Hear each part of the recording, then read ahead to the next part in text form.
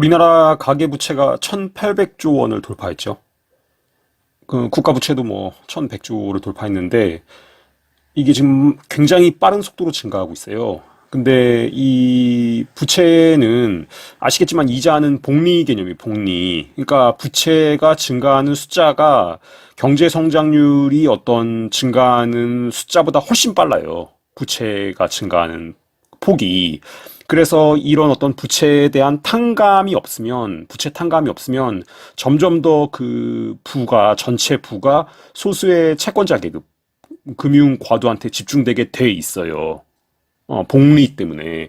그래서 이제 고대 근동에서도 항상 부채 탕감이 주기적으로 있었어요. 부채 탕감이.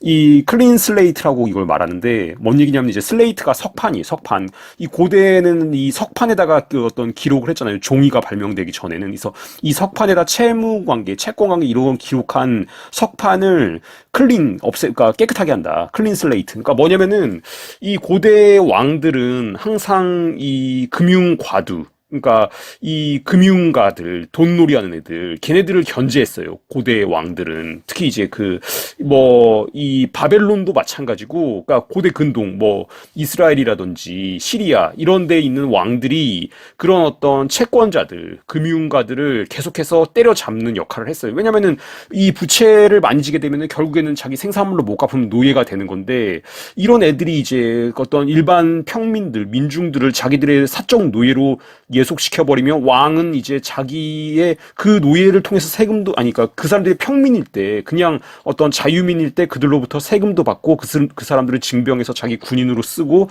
자기 왕궁을 건설할 때 또 노역을 담당시키고 이러는데 그게 어떤 소수의 금융과도의 사적 노예가 돼버리면 어떤 왕권이 유지되는 데 있어서 어떤 심대한 타격이 되기 때문에 이 왕권이 주기적으로 이런 애들을, 금융가들을 때려잡는 역할을 했어요. 그리고 이제 그러다가 자기가 못하고 어떤 금융가들에게 부가 쏠리면은 그 나라가 이제 어떤 외부의 더 강력한 나라에 의해서 무너지거나 뭐 이런 식으로 어떤 계속해서 부채 탕감이 있었어요. 고대 근동은. 근데 이제 지금 현대는 그게 없죠. 현대는 지금 그게 없고, 그런 개념과 좀 비슷하게 이제 특히 이게 유대인 그 성경에 나오는 그 토라, 그에 나오는 희년 개념. 그러니까 7년이 안식년인데 그러니까 하나님께서 이제 천지를 창조하신 다음에 7일째 이제 안식하셨잖아요. 그러니까 7년이 안식년인데 이 7년마다 탕감되는 게 있지만 또 77에 49에서 49년, 50년째는 완전히 탕감되는 부채가, 모든 부채가 깨끗하게 탕감되고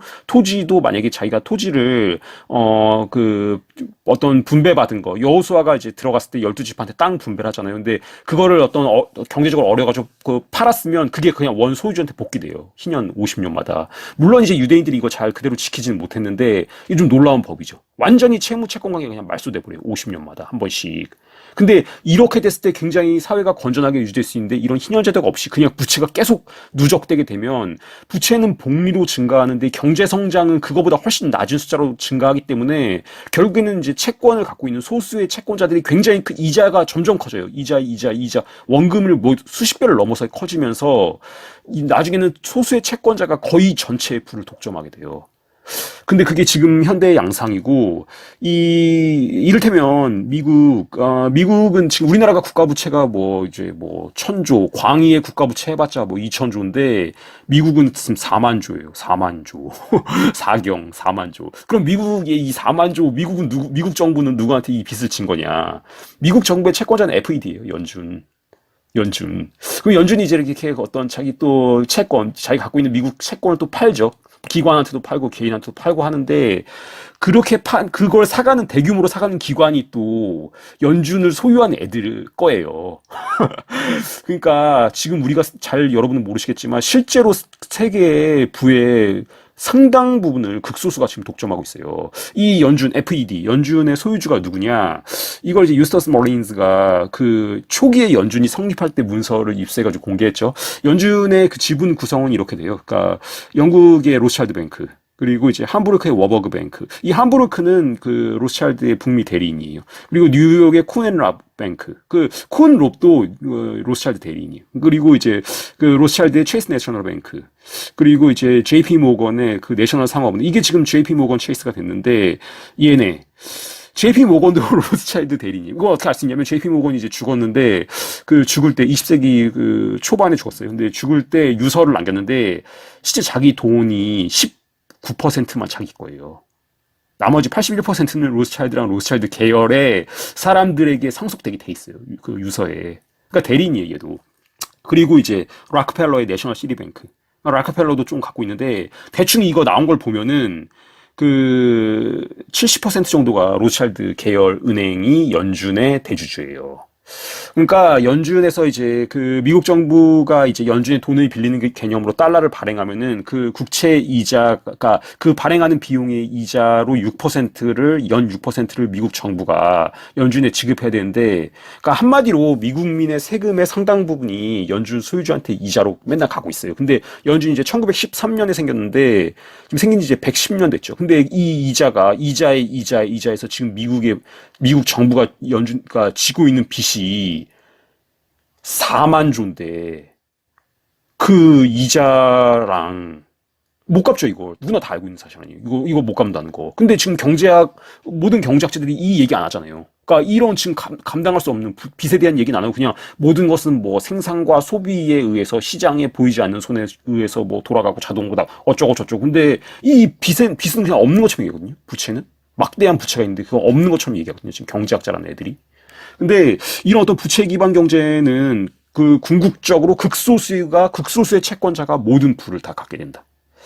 그래서 지금 이제 이런 상황이 상당히 지금 거의 막바지에 온 걸로 보이고, 한국도 지금 문재인 때 굉장히 조세 부담률이 올랐어요. 그러니까 이제 꼭 세금 뭐 근로소득세나 보유세 이런 걸 떠나서 지금은 그 준조세인 사회보험, 그러니까 국민연금이나 건강보험 이런 거를 문재인 때 엄청 올렸어요. 그리고 이제 어떤 피부양자를 다 없앴죠. 그래서 굉장히 그 부담률이 높아졌는데, 지금 이 보도된 거에 따르면은 세전으로 433만 원 월급 월 430 정도 받는 사람이 실제로 이제 뗄 거 다 떼고 수령하는 건 370이에요. 60만 원 정도를 이제 그냥 원천지수 당해요. 그러니까 뭐 근로소득세, 뭐 건강보험, 국민연금, 뭐 무슨 고용보험, 뭐 이런 거 다 해서, 그러니까 상당히 지금 우리나라도 그 어떤 조세 부담률이 상당히 높아졌어요. 문재인 때. 지금 우리나라가 이제 30% 정도 돼요. 그러니까 이거는 이 조세 부담률은 이렇게 원천징수한 거 말고도 이 이제 자기가 주택을 갖고 있으면 그 보유세 같은 거 내잖아요. 그리고 이제 뭐 주민세도 있고, 자동차를 갖고 있으면 또 자동차세도 내고, 또 부가세가 있잖아요. 부가가치세, 모든 것에 10%. 그러니까 이런 걸 다 포함한 건데, 전체 우리나라 사람이 버는 돈의 그러니까 만약에 연간 버는 게 뭐 4천만 원이면 그 중에 30%를 이렇게 띄어가요, 국가에서. 근데 이제 북유럽 같은 경우는 이게 이제 47% 정도 돼요. 덴마크, 핀란드, 뭐 스웨덴, 노르 이런 나라들. 근데 일루미나티가 이제 궁극적으로 추진한 게 이런 모델이에요. 그러니까 절반 정도로 세금을 띄어가는 거. 이 세금으로 띄어가서 누구한테 주느냐? 뭐 FED 소유하는 애한테 가는 거죠. 채권을 갖고 있는 사람한테 가는 거죠.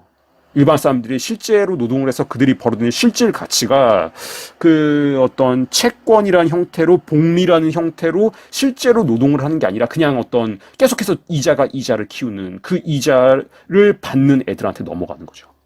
근데 지금 이렇게 부채가 실물 경제를 집어삼키는 상황이 거의 지금 막바지에 왔고, 그러니까 지금 대부분의 한국 사람도 마찬가지잖아요. 다 부동산 대출 받아가지고 어떤 결혼을 해도 그 아파트 대출금 내, 또 국가에다 세금 내, 또 뭐 학자금 대출 내, 신용카드 빌리면 거기서 또 떼가. 그러니까 실제로 대부분의 사람들이 엄청나게 그 자기 가처분 소득의 상당 부분을 그냥 빚 가운데 쓰고 있어요, 지금. 근데 이런 거를 최대로 키우려고 그래, 얘네는. 지금 최대로 키우려고 그러고, 이게 이제 최대한 키우다가 그걸 이제 폭발시킬 거예요. 이게 이제 언제든 설정된 시점에 터지면 뭐 한마디로 이제 대공황이 오는 건데, 그게 이제 언제가 될지는 모르죠. 언제가 될지는 모르고, 뭐 그게 뭐 올해 6월이 될지, 뭐 내년이 될지, 뭐 10년 뒤가 될지, 이거는 뭐 모르는 건데, 하여튼 간에 이제 그렇게 언젠가는 터뜨릴 거다.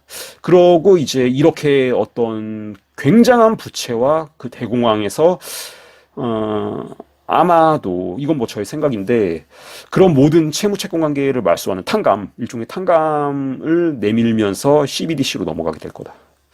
CBDC로 넘어가게 될 거다. 그거가 이제 어떤 얘네들이 그리고 있는, 뉴 월드 오더. 그레이트 리셋이 아마 그렇게 어떤 부채 탄광과 함께 굉장히 어떤 그 꽉 고통에 눌려 있는 모든 사람에게 구원자처럼 올 거다 오히려.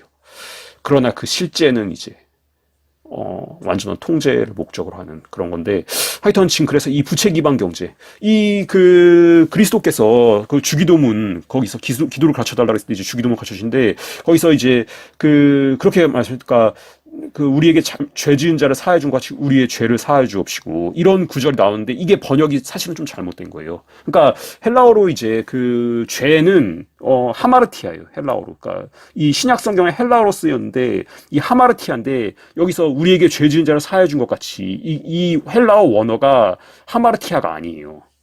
오페일레마타예요. 오페일레마타는 뎁트예요. 채무.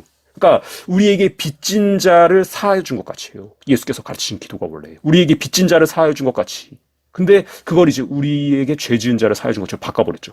그러니까 뭐냐면은 그리스도께서 이 지금 모든 문제의 핵심을 꿰뚫고 계신 거예요. 빚이 문제예요. 빚. 복리로 증가하는. 그러니까 아무리 노력해도 갚을 수 없는 빚. 복리로 증가하기 때문에 이것을 사해 준 것 같이 그 하나님께서도 우리의 그 어떤 하나님에게 우리가 그 죄를 진다는 것 자체가 어떤 빚을 지는 거잖아요. 잘못된. 근데 그것을 하나님께서 사해 주실 것이다. 이렇게 이제 그 기도를 가르치셨는데, 그래서 이 부채 기반 경제, 채무, 이것이 모든 그 어떤 만악의 근원이라고 할 수 있는데, 그리스도께서 그것을 그러니까 이 기도 자체가 그 빚을 사해 주라고 얘기하고 계시거든요. 근데 지금 현대 어떤 경제는 그렇게 어떤 탕감 없이 쭉 달려왔고, 그것이 이제 거의 막바지 상황에 와 있는 걸로 그렇게 보입니다.